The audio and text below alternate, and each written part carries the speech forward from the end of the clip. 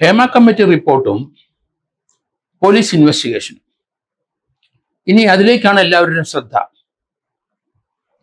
Hema committee റിപ്പോർട്ടിന്റെ uncensored ഭാഗം ഹൈക്കോടതിയിൽ എത്തിക്കഴിഞ്ഞു. സെൻസേർഡ് ഭാഗം പബ്ലിഷ് ചെയ്യുകയും ചെയ്തു. ഇതിനെ സംബന്ധിക്കുന്ന കേസിന്റെ അന്വേഷണം ഹേമ കമ്മിറ്റിയിൽ മൊഴി കൊടുത്ത പലരും തങ്ങളെ പീഡിപ്പിച്ച വിവരങ്ങളും ലൈംഗികമായി പീഡിപ്പിച്ചതും ഒക്കെ ഇപ്പം ചാനലിൽ കൂടെ അവർ തുറന്നു പറയാൻ തുടങ്ങിക്കഴിഞ്ഞു. മിക്കവാറും എല്ലാ നടന്മാർക്കും എതിരായിട്ടുള്ള ആരോപണങ്ങൾ വന്നു കഴിഞ്ഞു. പ്രതിസ്ഥാനത്ത് നമ്മൾ സിദ്ദിഖും അതുപോലെ തന്നെ രഞ്ജിത്തും വന്നു കഴിഞ്ഞു. രണ്ടുപേർക്കും എതിരായി ഓപ്പണായിട്ട് സിനിമാ നടികള് ആരോപണം ഉന്നയിച്ചു കഴിഞ്ഞു. അത് ഡിസ്ക്ലോസ് ചെയ്ത് കഴിഞ്ഞു. ലൈംഗികമായി അവരെ പീഡിപ്പിച്ച കാര്യങ്ങൾ വെളിയിലോട്ട് വന്നു. മലയാള സിനിമയിലെ മിക്കവാറും എല്ലാ നടന്മാരും ഈ രീതിയിൽ വലിയ ആർട്ടിസ്റ്റുകളെയും ചെറിയ ആർട്ടിസ്റ്റുകളെയും ജൂനിയർ ആർട്ടിസ്റ്റുകളെയൊക്കെ പീഡിപ്പിച്ചു എന്നുള്ള കഥകൾ ഓരോന്നോരോന്ന് പുറത്തേക്ക് വന്നുകൊണ്ടിരിക്കുന്നു. മഹാനടന്മാർക്കും എതിരായിട്ട് വരുമെന്ന് ഞാൻ കരുതുന്നു. ഈ സന്ദർഭത്തിൽ ആണ് ഗവൺമെന്റ് ഒരു പോലീസ് അന്വേഷണ ടീമിനെ ഇന്നലെ പ്രഖ്യാപിച്ചത്. അതിനകത്ത് IGP സ്പർജൻ കുമാറിന്റെ നേതൃത്വത്തിൽ 4 വനിതാ IPS ഓഫീസർമാരും കൂടെ അവിടെ അജിത്ത് എന്ന AIGയും മധുസൂദൻ എന്ന SP ഉണ്ട്.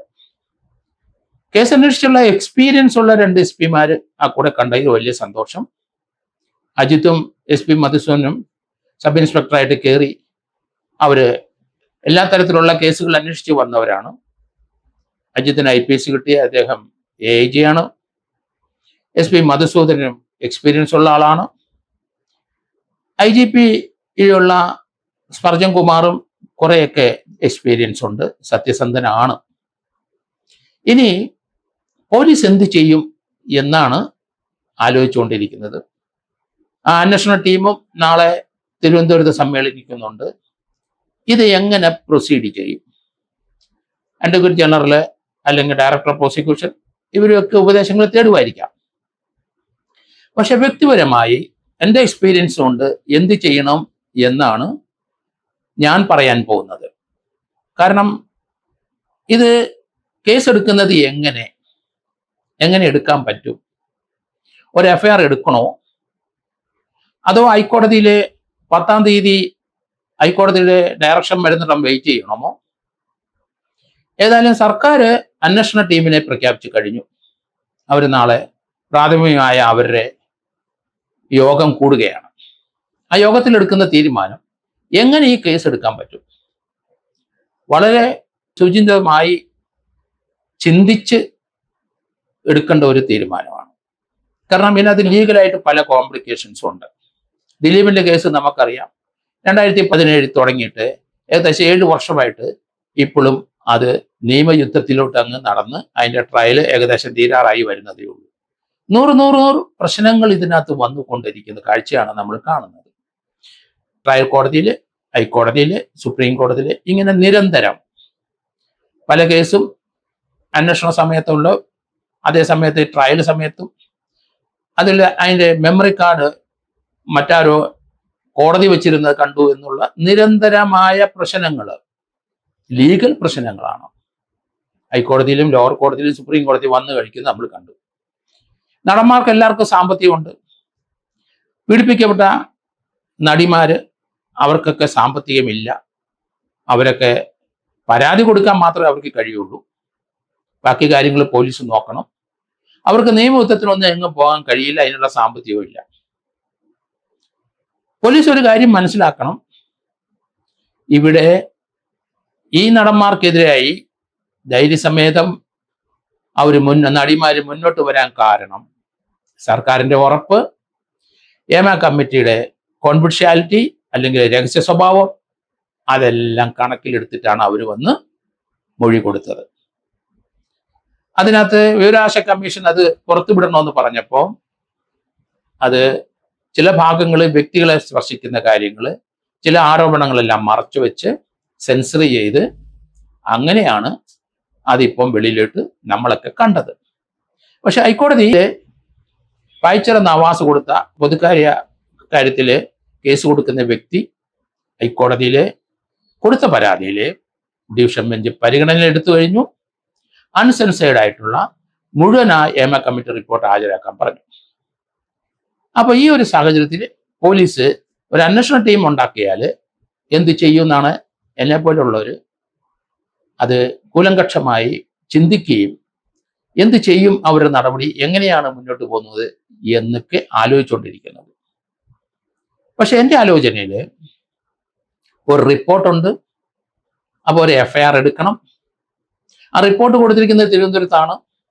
ചില ഒഫൻസസ് മസ്കറ്റോട്ടിലും ട്രിവാൻഡ്രത്തും നടന്നിരിക്കുന്നു. കേരളത്തിൽ എവിടെ വേണേലും ഇതിനകത്ത് സെക്ഷലായിട്ട് പീഡിപ്പിക്കപ്പെട്ട ആൾക്കാരുടെ എല്ലാ ജില്ലകളിലുമൊക്കെ വന്നു കഴിഞ്ഞിരിക്കുന്നു.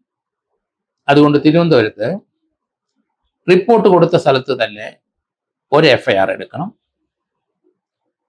അത് സാധാരണഗതിയിൽ നമ്മളൊക്കെ ഈ പണം തട്ടിച്ച് ബാങ്കിലെ ഡിപ്പോസിറ്റ് വാങ്ങിച്ച് 100 കണക്കിന് 1000 ആൾക്കാർ അവരുടെ പണം നഷ്ടപ്പെട്ടു ഉള്ള കേസ് വരും.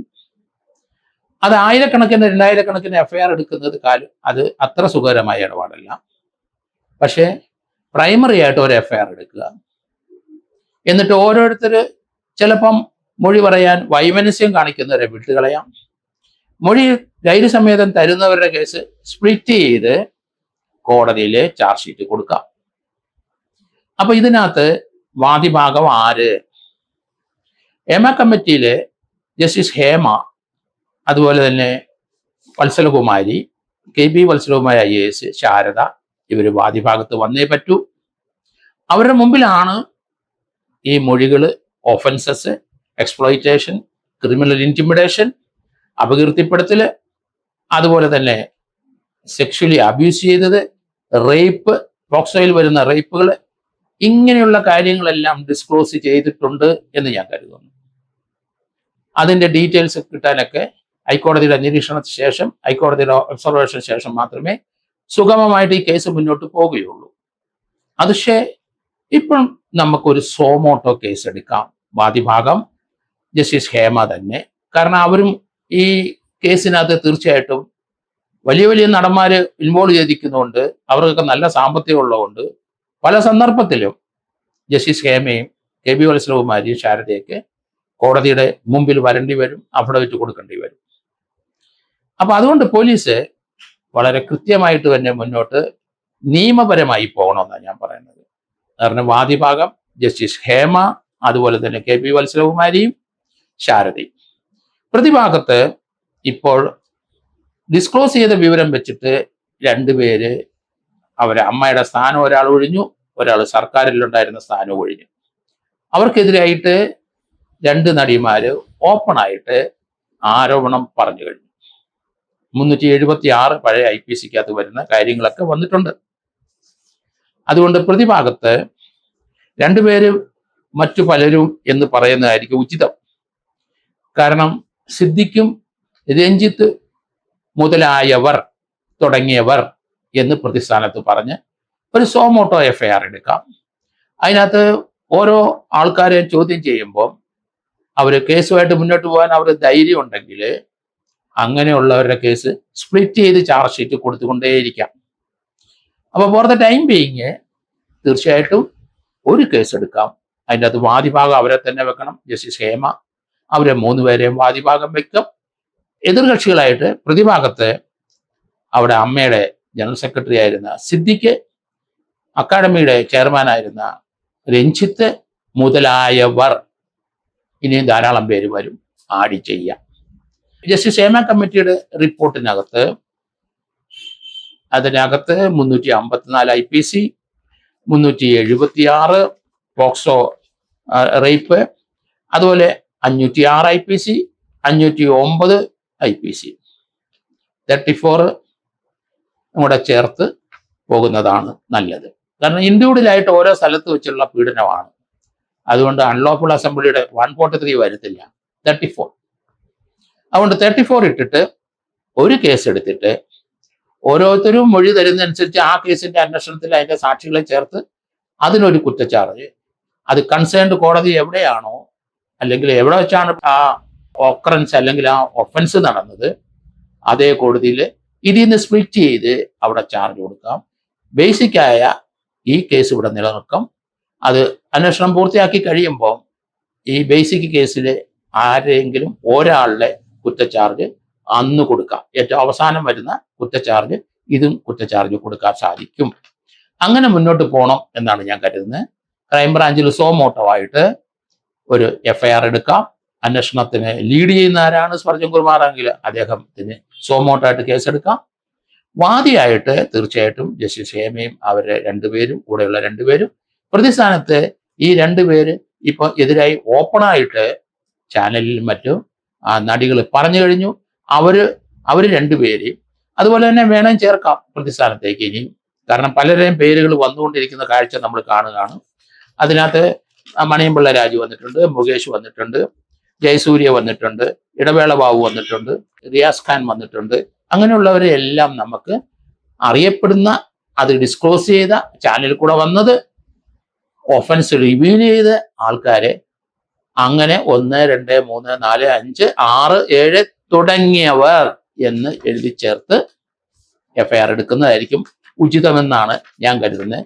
കാരണം ഇതിനകത്ത് തീർച്ചയായിട്ടും ധാരാളം ലിറ്റിഗേഷൻസ്, കാരണം പല നടന്മാരും സാമ്പത്തികമായും അവരെ കൂടെ നിൽക്കുന്ന ആൾക്കാരും ഒക്കെ അതിശക്തരാണ്, അവരെ സപ്പോർട്ട് ചെയ്യുന്നവർ. അതുകൊണ്ട് ഗവൺമെന്റ് മാത്രമേ ഈ നടിക്ക് അവർക്ക് പ്രൊട്ടക്ഷൻ കൊടുക്കാനുള്ളൂ, ഗവൺമെന്റ് മാത്രമേ അവരുടെ കൂടെ ഉള്ളൂ. പിണറായി വിജയന് അതുകൊണ്ട് കൃത്യമായി പോലീസ് ഈ നടിമാർക്ക് പ്രൊട്ടക്ഷൻ കൊടുക്കാനുള്ള ഒരു ഡയറക്ഷൻ കൊടുക്കണം. അതോടൊപ്പം തന്നെ ഗവൺമെന്റ് ഇന്ത്യയിലെ മറ്റ് സ്റ്റേറ്റുകൾക്കൊരു മാതൃക കാണിക്കുന്ന ഒരു പ്രവൃത്തി പിണറായി വിജയന്റെ സർക്കാർ ചെയ്തിരിക്കുന്നു എന്നുള്ളതാണ്. അതുപോലെ ചില ആൾക്കാർ അറിയാതെ അല്ലെങ്കിൽ രഞ്ജിത്തിനെ സപ്പോർട്ട് ചെയ്ത ഒരു മന്ത്രി ഇവിടെയുണ്ട്. കാര്യം അറിയാതെ ഇത്രയും ഡീപ്പായ ഒരു വിഷയത്തിൽ കയറി ആ പ്രതികളെ സപ്പോർട്ട് ചെയ്യാനും അവർക്ക് വേണ്ടി പറയാനും തുനിഞ്ഞ ആ മന്ത്രി ആ സ്ഥലത്തിരിക്കാൻ യോഗ്യതയല്ല. അതുപോലെ ഇനി ഒരു മന്ത്രി കൂടി ഉണ്ട്, നമുക്ക് ആലോചിച്ചോണം. ഇനി ചില MLA-മാരും ഇതിനകത്തുണ്ടെന്ന് നമ്മൾ ആലോചിച്ചോണം.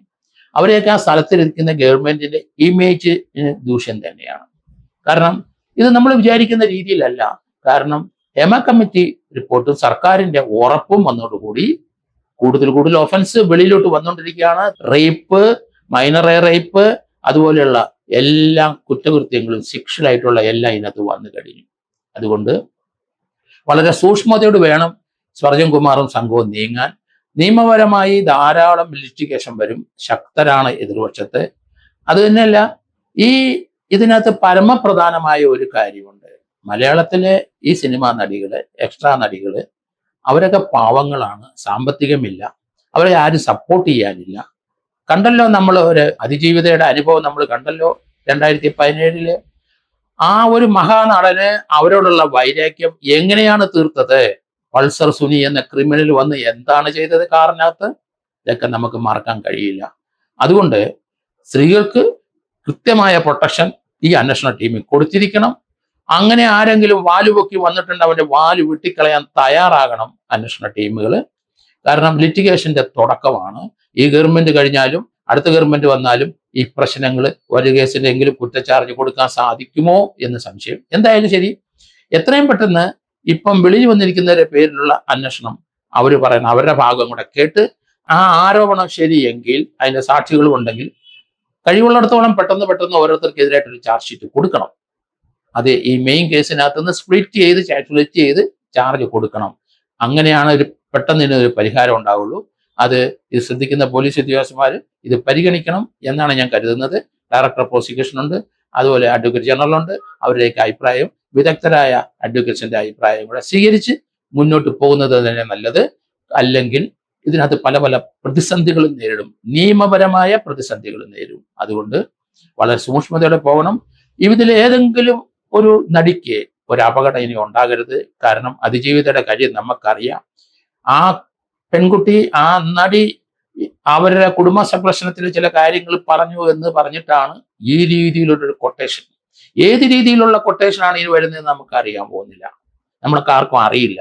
അൺഇമാജിനബിൾ ആണ്. കാരണം അത്ര ക്രിമിനൽ സംഘം, ഈ നടന്മാർക്ക് പലർക്കും അതുപോലെയുള്ള ക്രിമിനൽ സംഘങ്ങളുമായിട്ട് പൾസർ സുനിയെക്കാട്ടിലും ഇരട്ടി ക്രിമിനാലിറ്റി ഉള്ള ആൾക്കാരുമായിട്ട് ബന്ധമുണ്ട്.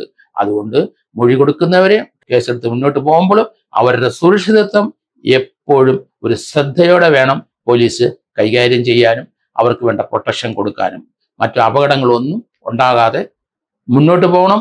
ആർക്കെങ്കിലും ഈ ഒരു നടിയോട് വൈരാഗ്യം തോന്നിയ ഒരു സോഷ്യൽ മീഡിയയിലോ എവിടെയെങ്കിലും ഇട്ടിട്ടുണ്ടെങ്കിൽ അവനെ പൊക്കിയിരിക്കണം. അല്ലെങ്കിൽ നമുക്ക് ഈ കേസുമായിട്ട് മുന്നോട്ട് പോകാൻ കഴിയില്ല.